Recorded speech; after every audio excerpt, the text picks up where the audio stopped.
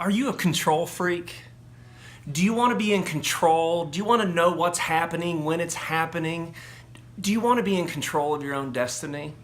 I am. I love to be in control. But you know, for most of us, there's one thing that's extremely important that we lack control of, and that's our attitude.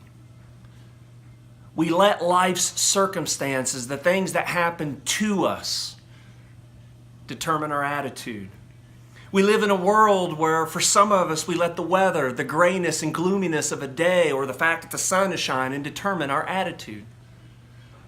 Some let whether they've had a cup of coffee in the morning determine if someone should talk to them or not because they're just not in the right place, because I haven't had my coffee yet. We let the day of the week, like a Monday, determine our approach. Is your Saturday attitude the same as your Monday attitude? For most of us, it's not.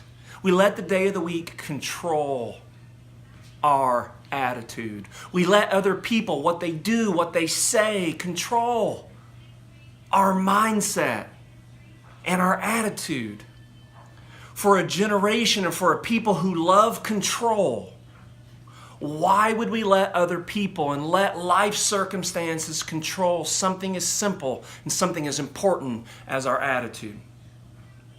What if we as people intentionally managed our attitude each and every day, determining where we want to be, what attitude do we want to have, and then managing the gap that exists between life circumstances and that place we want to be.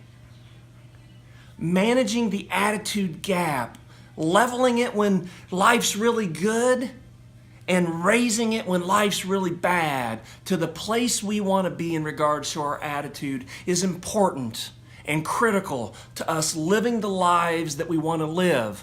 A life of joy, a life of happiness, a life of influence, a life of relationship and fellowship. Because you lose those things if you cannot control your attitude.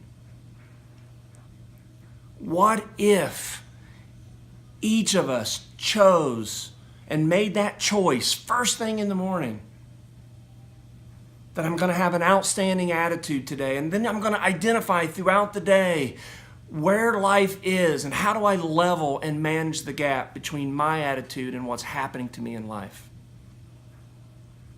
When we learn to manage the attitude gap, we see a resurgence in life.